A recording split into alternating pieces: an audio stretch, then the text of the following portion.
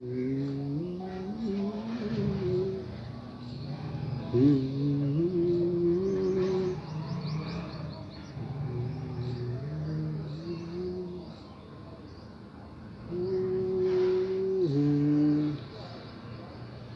Tower भी नहीं है। रीचार्ज मोए 4G दे लैंदे ते स्पीड साली 2G दी थी। वो भी नहीं मरी मरी चला दी। मरी जान मोए नेट वाले नहीं करोना का चमका है। और तू भी मिल मोआ तू भी चमका करोना। हेलो राहुल वो तेरे को पबजी है? ओ दे यार प्लीज यार, कोई पबजी कि नहीं दिया ना कोई लब्भा। दे मेरा भरा यार, उपरा दिखला लॉकडाउन 21 दिन का कि'यां कड्ढने टाइम। प्लीज मेरा भरा चल अद्धा रस्ता आ, तू अद्धा रस्ता में आई ना, शमशान घाट तक आई जागा। आई जा अब गल सुन ले मेरी, दिखी सुनी आवे मूँह। पुलिस वाले हत्थे नहीं चढ़िया, बड़ा नहीं मारा दे।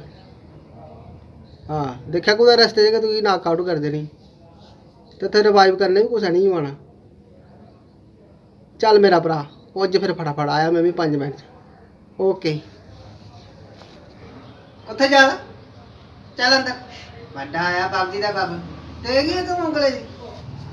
मम्मी 2 मिनट यार, सिर्फ 2 मिनट यार, प्लीज थल्ले तक जान दो यार। मुड़ आया यार पबजी लैनी ओहदे कोल यार, 4 दिन होए तो भी अंदर डके दे यार। जान दो यार, थल्ले तक जान दो प्लीज। दोस्त नहीं बुला रहे सी, पुलिस वाले डांगा नहीं बुला रही सी। देखा ना नहीं टीवी च क्या हाल हुआ है, दुनिया के पाप शायर है। और जेडे बाहर जाते ना कुछ होने पुलिस वाले मारी मारी पास ने दरेड़े दे। और जान दे भली लोके, जान दे जा लान दे चक्कर जा जा। समझदार जागता जवान जक्का किन्ने चर के डक्की रखना। जा पुत्र जा लाइए चक्कर, कोई गल नहीं जा। सुन देखा भला जे खुले तो मी भी सुनाया। अच्छा जा लाइए चक्कर, कोई गल नहीं। शर्म नहीं आती है जगत ही नहीं गल लगती हुई। मी तो आखनी बड़ा तो सोना आया, अज 4-5 दिन होए मान लगे दे। मी तो आखनी 21 छुड़िया ना 41 दिन रखने चाहिए मोदी ने। 41 दिन आहो तो करी लैन, 21 छुड़िया 41 दिन करी लैन। पर मां जी ने अद्धा घंटे लिए ठेके तो खोलना चाहिए नहीं। करोना करने मारा नहीं मारा, पर जब 2-3 दिन होने ना थोई तो मी तो गया पुत्रा। मेरी तो हड्डियां भी घर से हरिद्वार पुजदियां या नहीं।